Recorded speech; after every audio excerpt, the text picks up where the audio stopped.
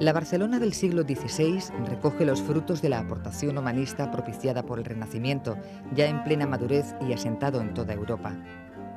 Las comunicaciones entre las principales ciudades de la cristiandad e incluso las islámicas son más sencillas y comunes. Las vías terrestres y marítimas acogen a una amplia diversidad de viajeros, los diplomáticos, los peregrinos, los militares, los artistas y cada vez más los comerciantes. Estos viajeros se acercan a una Barcelona que comienza a destacar en el panorama europeo y que es sobre todo la ciudad principal de la Corona de Aragón. El número de foráneos que pasa por esta ciudad mediterránea es creciente y las inquietudes e intereses de cada uno de ellos nos dejan testimonio de lo que fue en pleno siglo XVI. Estas notas son parte de las fuentes de las que se ha servido la profesora Isabel Fernández Lillo para elaborar la tesis doctoral La imagen de la ciudad en la obra de los viajeros del siglo XVI, La Corona de Aragón. La tesis se centra en el estudio de la imagen de la ciudad en la obra de los viajeros que atravesaron la Corona de Aragón en el siglo XVI. Así, los dos argumentos principales es la imagen de la ciudad y el relato de viaje. En torno a estos dos argumentos se desarrollan los 4 objetivos. El primero de ellos es el análisis de los aspectos que describe el viajero en sus relatos de viajes. Observar cuáles son los temas y su tratamiento para después compararlo con otras obras de la época, como son las coreografías y las historias urbanas, historias de las ciudades. El tercer objetivo sería ya el tratar la imagen que plasman los viajeros de las ciudades de la Corona de Aragón, y a partir de esos comentarios, esas descripciones, esas comparaciones, poder establecer cuáles son los modelos de ciudad que predominaba en la obra de los viajeros. La calidad de su investigación mereció el máximo reconocimiento académico. La tesis fue desarrollada dentro del Departamento de Historia del Arte de la Universidad Nacional de Educación a Distancia. Sus aportaciones abarcan diferentes áreas de las humanidades. Realmente interesa desde muchos puntos de vista, porque no es solamente la forma urbana, la cuestión artística, sino es ver también el comercio, la sociedad en ese momento. Entonces, ese carácter interdisciplinar es uno de los grandes valores de esta tesis doctoral y está en una línea que lleva mucho más esfuerzo de trabajo y de reflexión, esta interdisciplinariedad y de formación de la persona, que es capaz de llevar a cabo un trabajo de investigación así, pero realmente enriquece mucho nuestro conocimiento del pasado y es una línea de investigación que cada vez se utiliza más o se trabaja más en los equipos de investigación europeos, etc. Barcelona fue durante la Edad Media la ciudad más importante del Principado y continuaba siéndolo en la Edad Moderna, a pesar de las crisis bélicas sufridas durante la segunda mitad del XV. Un siglo después, era una ciudad digna de admiración para los viajeros, que destacaban la limpieza de sus calles, la armoniosa homogeneidad de sus edificios o la calidad de sus jardines. Sin embargo, el Renacimiento conocía ciudades más importantes con las que a veces se comparaba a Barcelona. Tenemos que pensar que Barcelona era una ciudad de segundo orden. Si tomamos como referencia, como punto de referencia, el tamaño y la población. Barcelona, a mediados del siglo XVI, tenía unos 40.000 habitantes, mientras que ciudades como Florencia, Londres, Ámsterdam o Lisboa pues doblaban esta población. Incluso París y Venecia la triplicaban. Barcelona fue un importante nudo de comunicaciones, la ciudad más visitada de la Corona de Aragón, por ser una localidad importante en las rutas terrestres y marítimas que procedían de Francia o de Italia, tanto en dirección hacia Zaragoza como hacia Valencia. Ello supuso la llegada de viajeros y emigrantes de muy distintas procedencias y condiciones. Podemos observar que un 35% están relacionados a cargos tipo administrativos y muchos de ellos acompañaban comitivas reales. Le sigue otro grupo más homogéneo, que sería el de los embajadores. Y por último ya tenemos viajeros como geógrafos, estudiantes, peregrinos y comerciantes. Hay que destacar que de todo el conjunto de viajeros, casi un 45% procedían de Italia y un 25% de los Países Bajos. Hay que entender que esta mayor procedencia de Italia se debe primero por las relaciones, las rutas entre la Corona de Aragón e Italia, y también por las relaciones políticas que se establecieron entre el Estado español y los estados italianos, principalmente Venecia y los estados pontificios. No había en todos un ánimo de dejar constancia de lo visto, aunque sí muchos viajeros tuvieron una motivación intelectual y otros simplemente profesional para dejar anotaciones más o menos concisas sobre la ciudad. La ciudad de Barcelona ya había motivado alguna bibliografía que algunos consultaban previamente a la labor de escribir y otros lo hacían después. Lo que sí que podemos observar es que en la descripción de los viajeros hay unos viajeros que se interesan más por la parte física de la ciudad, lo que sería el término urbs, en donde describen las murallas, la estructura de la ciudad, sus calles, sus casas. Mientras que hay otros viajeros que se preocupan más por lo inmaterial, lo espiritual, lo que sería la civitas. Y entonces describen, pues, sobre todo el origen de esa ciudad, su historia, las instituciones de gobierno, la religiosidad de la ciudad, la economía. La mirada del viajero, cualquiera que fuera su condición, prestaba una atención especial al emplazamiento de las ciudades. En esta época, como en las anteriores, las cualidades de la zona determinaban de manera decisiva las aspiraciones de la ciudad, ya sean agrícolas, comerciales o incluso las propias condiciones de vida para la población. Lo que sí es una constante en el relato de viaje es tratar el emplazamiento de la ciudad, la situación de la ciudad. Y aquí podemos englobar desde las distancias que existían entre la ciudad visitada, en este caso Barcelona, y las más cercanas, como las características orográficas del terreno, si la ciudad tenía o no tenía ríos, si estaba cerca del mar. Incluso algunos viajeros se preocupan por el clima. De todas estas cuestiones, al viajero le interesa sobre todo, o valora positivamente, que la ciudad estuviera asentada en un territorio fértil, cerca, que pasara un río, que estuviera un río cerca de la ciudad, y sobre todo que la ciudad estuviera ubicada al lado de la costa. Y Barcelona realmente era una ciudad que efectivamente estaba asentada en un territorio fértil, rodeada de montañas que la protegían, concretamente la Sierra de Collserola y Montjuïc. Pasaban dos ríos, bueno, o estaba asentada entre dos ríos, el Llobregat y el Besós, y también tenía la costa al lado.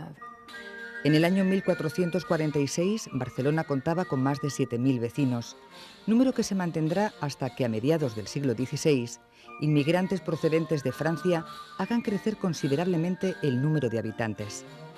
La ciudad, dividida en dos por la antigua muralla, crece sin agobios al ritmo de la población. Es verdad que la ciudad en el siglo XVI estaba dividida por una antigua muralla que dividía la ciudad en dos partes y que coincide con la actual Rambla. Y en todas las vistas y grabados de la época pues se aprecian esa diferenciación. Entonces tenemos por una parte lo que sería el Arrabal, el barrio nuevo, en que se hallaba prácticamente despoblado y predominaban las huertas y jardines.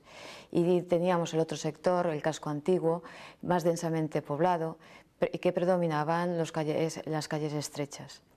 Esta diferenciación física también se puede apreciar a nivel económico y social, pues en la parte del Arrabal vivían principalmente agricultores y en cambio en la parte del casco antiguo vivían comerciantes y artesanos. Y en la parte antigua, pero más tocando al mar, pescadores, barqueros y marineros. La ciudad se mantenía organizada en 7 parroquias, las cuales daban idea de su división territorial. Algunas de ellas son los burgos medievales y otras están en el interior del antiguo recinto romano. Es con el reinado de Carlos V cuando se introduce un nuevo factor urbanístico en la ciudad. La creciente importancia económica de Barcelona y el riesgo de ser atacada desde el mar por una cada vez más sofisticada artillería hacen que se levante una nueva fortificación. Efectivamente, Carlos V estuvo muy pendiente de la construcción de estas murallas y tuvo algunos problemas, ¿no?, con el Conseil de Sens, ¿no?, con el gobierno de la ciudad, pero al final se llega a construir una muralla y además ese paseo tan valorado por los viajeros.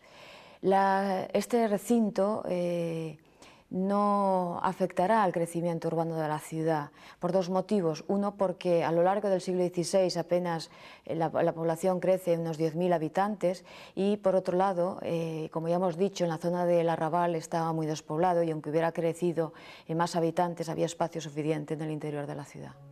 Otro de los focos principales de atracción de las ciudades renacentistas son sus riquezas sacras. En plena época de convulsión religiosa, España se destacaba como defensora del cristianismo. Era común el peregrinaje, cuya ruta fundamental discurría por el Camino de Santiago. Barcelona no poseía ni importantes reliquias ni pasados de santidad. Sin embargo, su catedral sí poseía algún atractivo para los viajeros. Barcelona no era una ciudad especialmente recordada por la importancia de sus templos, así como podemos ver que Montserrat o Zaragoza estaban reconocidas en Europa y muchos peregrinos pasaban tanto por Zaragoza o por Montserrat, no se decía lo mismo por Barcelona. Barcelona llegaban a la ciudad por otros motivos.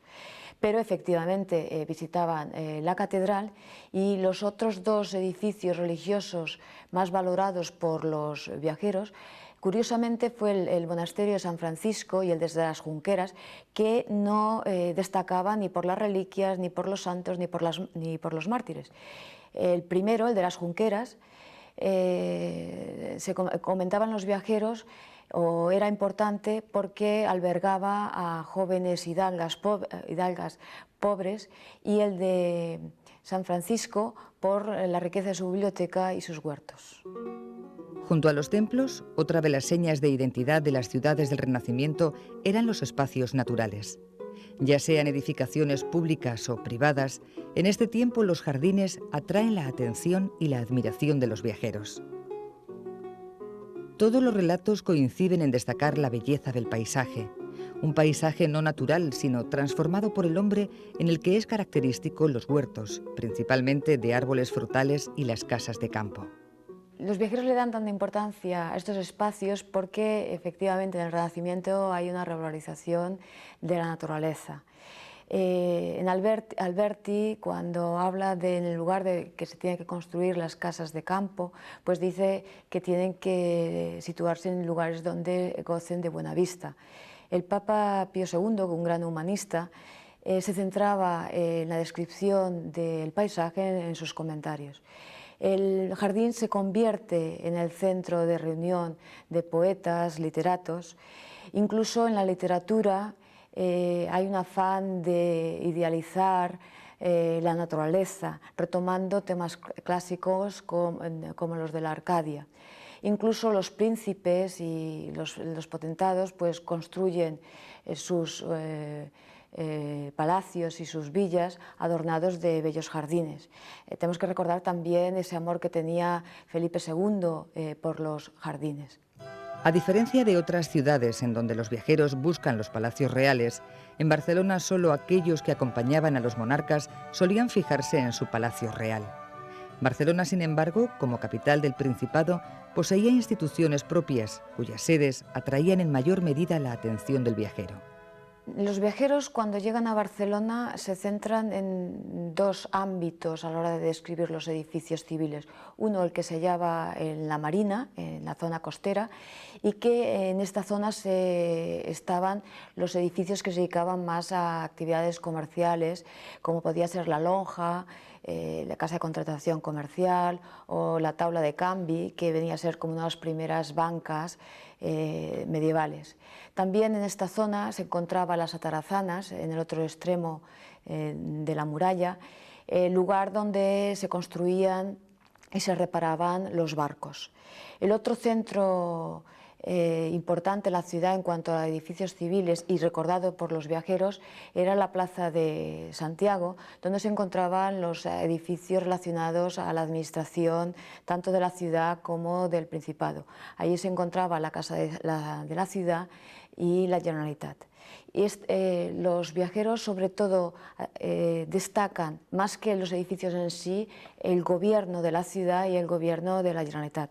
Destacan el gobierno de la Generalitat por todas las atribuciones y todo el poder que tenía. Pensar que la Generalitat venía a ser el que tenía el poder del Principado, mientras que las Cortes no estaban reunidas.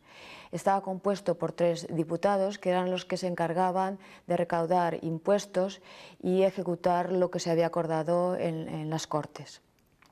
La otra institución, ¿no?, la Casa de la Ciudad, pues era el gobierno de la ciudad, que estaba formado por 5 jurats, y el Consell de Cent, que era un consejo con un número variable de consellers, y estaba formado tanto por ciudadanos honrados, por artesanos y comerciantes. Estas instituciones son fundamentales en la identidad de la ciudad, y no solo en su contexto histórico, sino en el devenir de su sociedad. Esta personalidad impregna la esencia de Barcelona. La investigación en materia de humanidades arroja muchas luces sobre temas decisivos de la actualidad, lo que nos lleva a la necesaria valoración de este tipo de trabajos.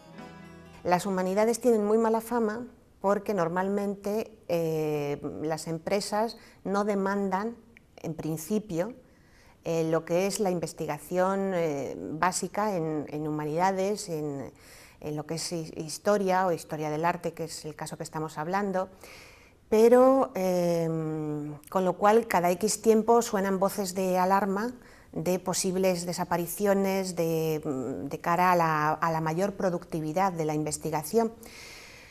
Realmente mi opinión es otra, no sé si es eso lo que... La opinión es que forma parte de lo que somos, es decir, investigar la historia es esencial para entender la realidad, para entender no solo el pasado, para entender nuestro presente. Y es una investigación que tiene que estar financiada exactamente igual que otras investigaciones. Hay países, lo sabemos todos, que gran parte de lo que es su imagen y su grandeza desde el punto de vista internacional está precisamente basada en lo que es un refuerzo continuo de la investigación en humanidades, en lo que es el propio patrimonio, y eso es algo que aquí deberíamos tener mucho más interiorizado, sobre todo por parte de quienes deciden. Con investigaciones como esta se reconstruye la historia de las ciudades y la identidad de quienes las habitan.